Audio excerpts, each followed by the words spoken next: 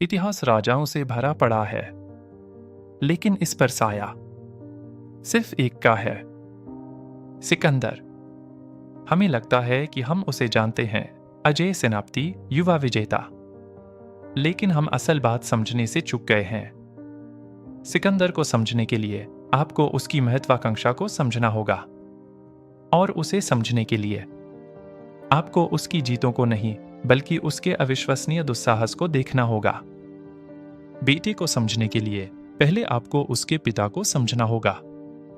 Macedon का Philip द्वितीय एक क्रूर, एक शानदार राजनयिक और एक सैन्य क्रांतिकारी। उसने चरवाहों के एक पिछड़े राज्य को एक महाशक्ति में बदल दिया। उसने अपने बेटे को दो चीजें दी।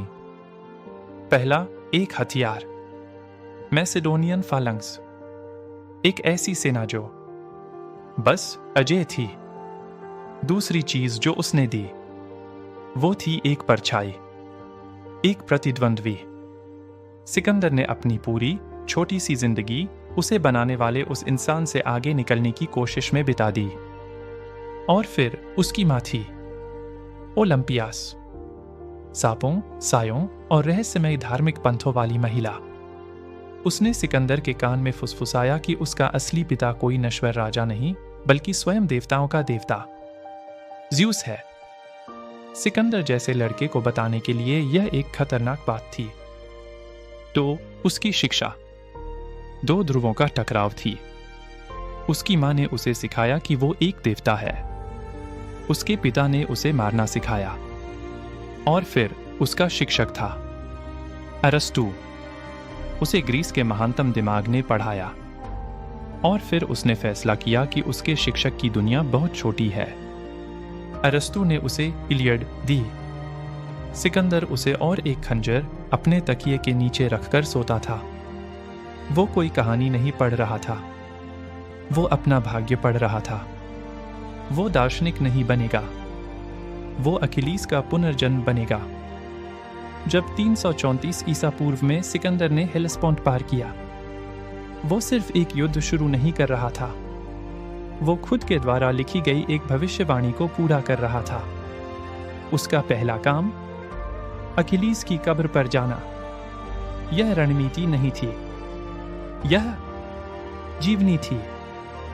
उसके सेनापति, बूढ़े लोग जिन्होंने उसके पिता की सेवा की थी, उन्होंने इंतजार करने की भीख मांगी। ग्रैनिकस नदी के पार फारसियों ने ऊंची जमीन पर कब्जा कर रखा था। यह एक मौत का फंदा था। सिकंदर ने हमला कर दिया। उसने खुद एलीट कंपेनियन कैवलरी का नेतृत्व किया, सीधे नदी में कीचड़ भरे किनारे से ऊपर दुश्मन के मुंह में। यह लापरवाही थी, यह आत्महत्या थी, और यह शानदार थी। उसने अपनी शुद्ध, भयानक इच्छा शक्ति से फारसी सेना को तहस-नहस कर दिया। इस समय उसका सामना हुआ राजाओं के राजा डेरियस तृतीय से। इसे देखिए, अलेक्जेंडर मोज़ेक। यही वो पल है। डेरियस अपने रथ में भयभीत, सिकंदर अपने घोड़े बुसेफालस पर आंखें सिर्फ एक आदमी पर टिकी हैं। वो फारसी सेना से नहीं लड़ा, वो डेरियस से लड़ा। उसने राजा को तोड़ दिया और सेना ने उसका पीछा किया। उसका दुस्साहस बढ़ता ही गया। टायर शहर एक अभेद्य द्वीप किला था। इसे कभी जीता नहीं गया था। तो सिकंदर ने कुछ असंभव कर दिखाया। उसने इस तक पहुंचने के लिए समुद्र के बीच से 1 किलोमीटर लंबा रास्ता बना दिया। उसने सचमुच नक्शे को अपनी मर्जी से मोड़ दिया। जब टायर के लोगों ने विरोध किया तो उसने 2000 जीवित बचे लोगों को सूली पर चढ़ा दिया। उसकी इच्छा शक्ति और उसकी क्रूरता अडिग थी। हालांकि मिस्र ने एक मुक्तिदाता के रूप में उसका स्वागत किया। उन्होंने उसे फराओ का ताज पहनाया, लेकिन यह काफी नहीं था। वो अपने आदमियों को लीबिया के जानलेवा रेगिस्तान में दूरदराज सीवा ओएसिस के देवस्थान तक ले गया। हम नहीं जानते कि देववाणी ने उसे क्या बताया। उसने कभी नहीं कहा। लेकिन जब वो बाहर निकला, वो अलग था।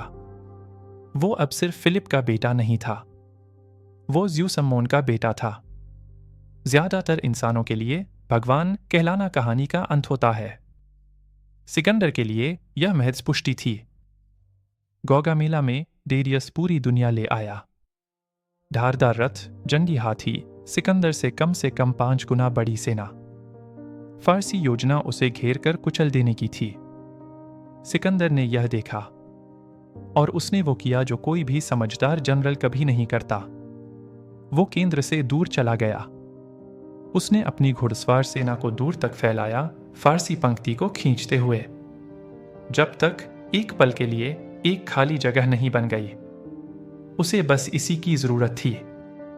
सिकंदर ने अपने साथियों को मोड़ा, एक कील बनाई और सीधे डेरियस पर हमला कर दिया। राजा भाग गया। अखेमेनिद साम्राज्य, दुनिया का सबसे बड़ा साम्राज्य, अब उसका था। उसने कर दिखाया था। उसने दुनिया का सबसे बड़ा साम्राज्य जीत लिया था।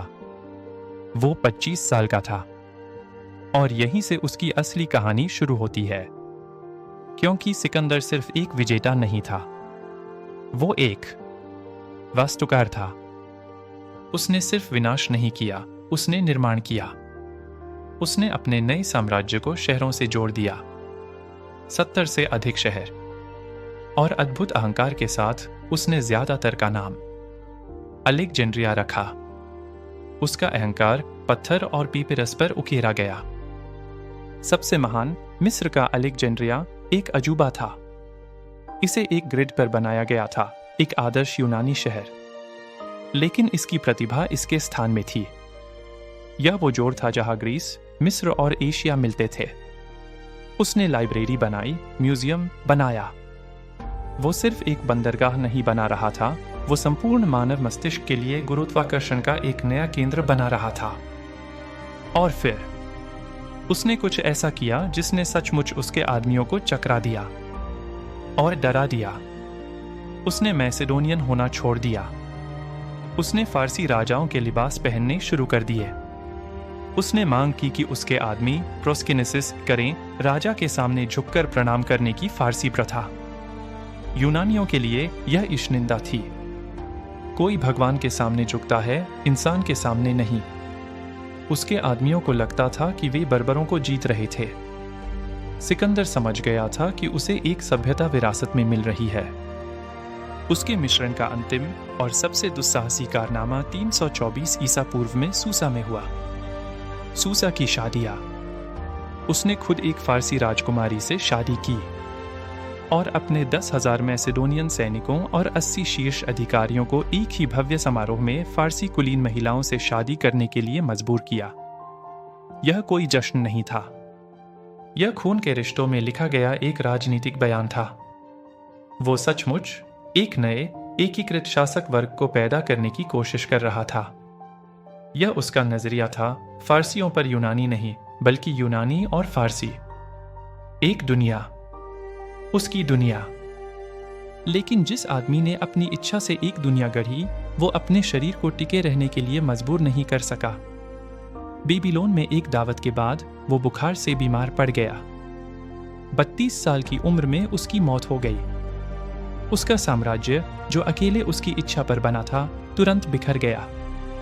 उसके जनरलों डाइडोची ने उसकी दुनिया को तहस नहस कर दिया। या ऐसा लगता है।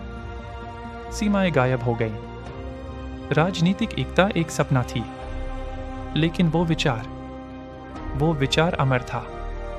सिकंदर यूनानी संस्कृति को अपने भाले की नोक पर ले गया था और जहां भी वो गिरा, उसने एक बीज बो दिया। हम इसे हेलेनिज्म कहते हैं। उसकी विरासत कोई नक्शा नहीं थी, यह एक भाषा थी। अगले 300 सालों तक सभ्य दुनिया की आम भाषा कोइने ग्रीक थी। बाद में रोमन आएंगे और उसके राज्यों को जीत लेंगे। लेकिन जैसा कि कवि होरेस ने कहा, बंदी ग्रीस ने अपने क्रूर विजेता को ही बंदी बना लिया। रोम सांस्कृतिक रूप से हेलेनिज्म द्वारा जीत लिया जाएगा।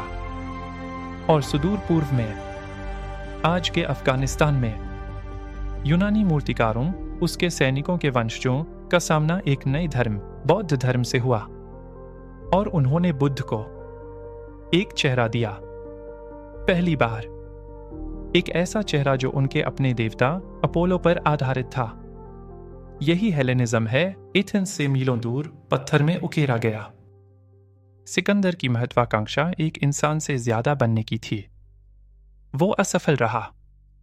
वो किसी और की तरह ही बुखार से मर गया। लेकिन ऐसा करते हुए वो किसी बहुत बड़ी चीज में सफल हुआ। उसने सिर्फ दुनिया को जीता नहीं, उसने इसका आविष्कार किया।